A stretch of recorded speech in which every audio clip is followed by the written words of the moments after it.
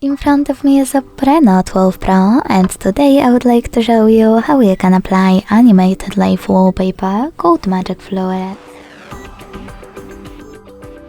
Begin by opening Play Store and downloading free app called Magic Fluid Slide Fluid Theme from Mad Scientist Developer.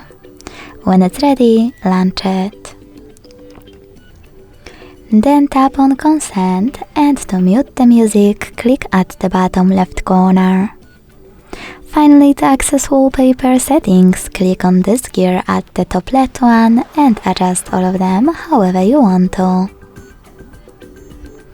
If you wish to go back from those settings, click at the top right corner.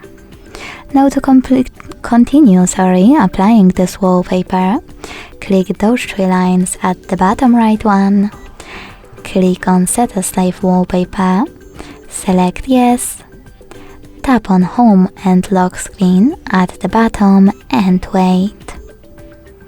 As you can see, after that my wallpaper was successfully applied.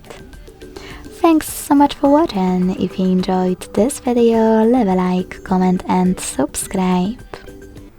Bye!